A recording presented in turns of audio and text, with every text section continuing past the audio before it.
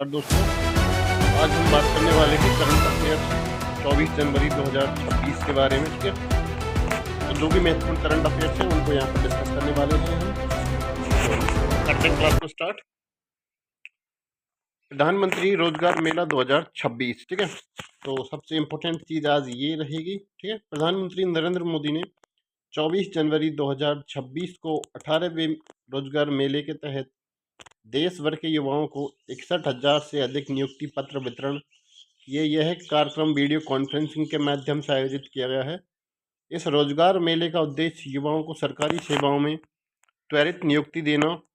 इसमें विभिन्न मंत्रालयों और विभिन्न विभागों जैसे रेलवे, डाक विभाग, गृह मंत्रालय, शिक्षा मंत्रालय आदि में चयनित उम्मीदवारों को नियुक्ति पत्र सौंपे गए। सरकार का मानना है कि इससे युवाओं को आत्मनिर्भर बनने का अवसर मिलेगा और रोजगार सृजन को बढ़ावा मिलेगा। तो दोस्तों, प्रधानमंत्री जो रोजगार मेला आयोजित हुआ है, तो उसमें मतलब 61,000 बच्चे हैं जिनको डायरेक्ट ज्वाइनिंग लेटर दिया है। ठीक है, विभिन्न विभागों के हैं वो।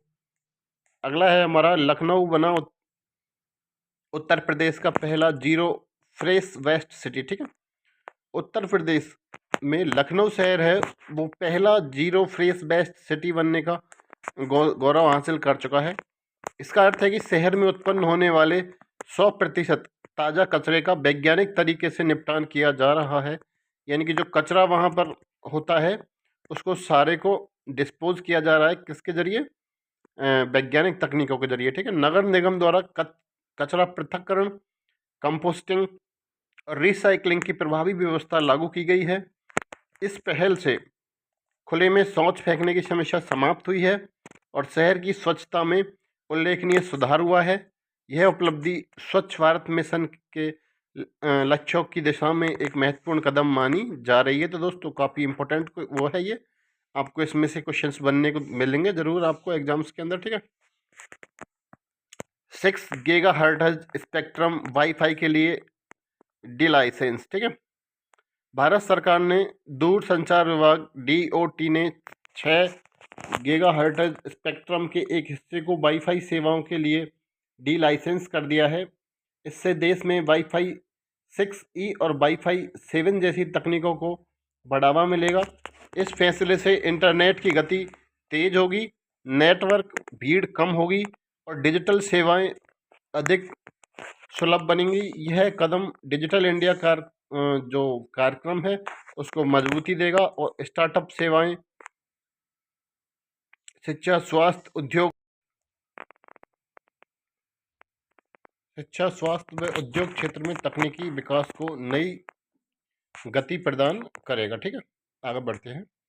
भारत की कार्बन क्रेडिट ट्रेडिंग योजना। ठीक है, भारत सरकार ने कार्बन क्रेडिट ट्रेडिंग स्कीम के तहत नए ग्रीन हाउस गैस उत्सर्जन तीव्रता लक्ष्य अधिसूचित किए हैं। इस योजना का उद्देश्य उद्योगों को प्रदूषित कम करने के लिए प्रोत्साहित करना। जो कंपनियां तय सीमा से कम उत्सर्जन करेंगी वे कार्बन क्रेडिट अर्जित कर सकेंगी। इससे पर्यावरण संरक्षण को बढ़ावा मिलेगा और भारत के जलवायु परिवर्तन संबंधी अंतर्राष्ट्रीय प्रतिबंधों को पूरा करने में मदद मिलेगी। यह योजना सतत विकास की दिशा में एक अहम कदम मानी जा रही है। तो कौन सी? भारत की कार्बन क्रेडिट जो ट्रेडिंग योजना है वो। ठीक है दोस्तों, चलिए आगे बढ़ते हैं। राजस्थान में 100 हेक्टेयर जैविक उद्यान। ठीक है, राजस्थान सरकार ने अलवर जिले में 100 हेक्टेयर में एक विशाल जैविक उद्यान बायोलॉजिकल पार्क विकसित करने की घोषणा की है। यह पार्क NCR राष्ट्रीय राजधानी क्षेत्र में के पास स्थित होगा। इसमें वन्य जीव संरक्षण, सफारी जोन, रेस्क्यू सेंटर जैसी सुविधाएं होंगी। इस परियोजना का उद्देश्य जैव विविधता का संरक्षण करना, पर्यावरण को बढ़ावा देना और इससे स्थानीय लोगों को रोजगार के अवसर भी मिलेंगे। दोस्तों, यह उद्यान राजस्थान में पर्यावरण संरक्षण और इको टूरिज्म को नई पहचान देगा। ठीक है, तो ये बहुत इम्पोर्टेंट फैक्ट है आपके लिए। बायोलॉजिकल पार्क बनने जा रहा है कहाँ पर? अलवर के अंदर। ठीक है, राजस्थान में। इससे क्या होगा? इससे टूरिज्म, पर्यटन और जो जैव विविधता इको टूरिज्म को डेवलपमेंट मिलेगा तो लोगों को रोजगार भी यहाँ पर मिलेगा इस चीज़ से, तो काफ़ी अच्छी पहल है ये। ठीक है, लगभग 100 हेक्टेयर के अंदर ये बनने वाला है। तो ये दो चीज़ इसके अंदर पूछी जा सकती है। पहली तो ये पूछी जा सकती है कि ये कहाँ पर बनेगा, दूसरी ये पूछी जा सकती है कितने हेक्टेयर में बनेगा, तीसरी चीज़ ये पूछी जा सकती है कि इसके अंदर क्या चीज़, किस इसका उद्देश्य क्या रहेगा। ठीक है, तो पर्यावरण संरक्षण और इको टूरिज्म इसका उद्देश्य रहेगा। ठीक है, चलिए आगे बढ़ते हैं। उत्तर प्रदेश राजभवन का नाम बदला। उत्तर प्रदेश सरकार ने लखनऊ स्थित राजभवन का नाम बदलकर जन भवन रखने का निर्णय लिया है। सरकार के अनुसार यह नाम जनता और शासन के बीच निकटता को दर्शाता है। इस बदलाव का उद्देश्य प्रशासन को अधिक जन केंद्रित बनाना है।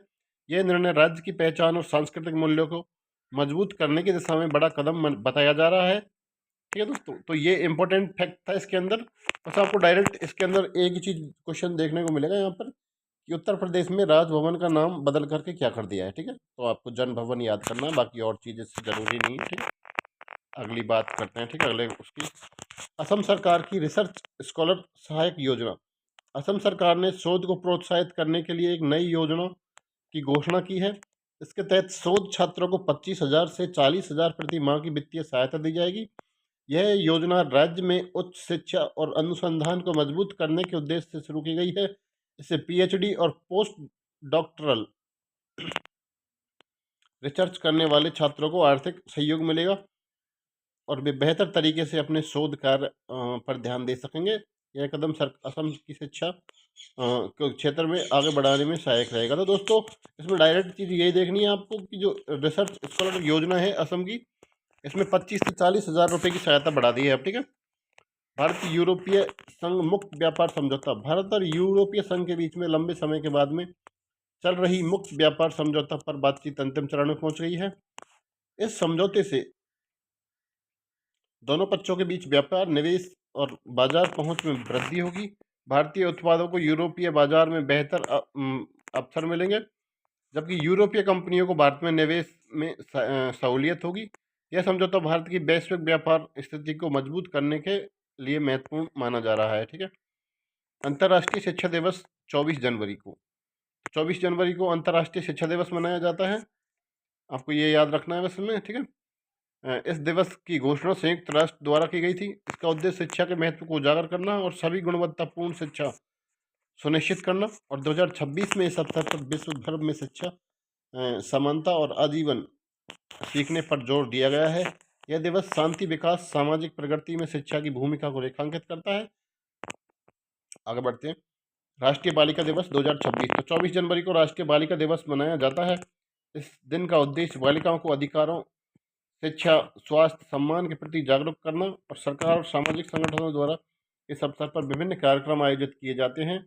यह दिवस लैंगिक समानता को बढ़ावा देने और बालिकाओं के सशक्तिकरण का संदेश देता है। परीक्षा में अक्सर दोस्तों ये क्वेश्चन पूछा जाता है कि भाई बालिका दिवस कब मनाया जाता है, तो आपको ये चीज़ याद रखनी है। तो थैंक यू दोस्तों, मिलते हैं नेक्स्ट वीडियो में, तब तक बने रहिए हमारे साथ। धन्यवाद।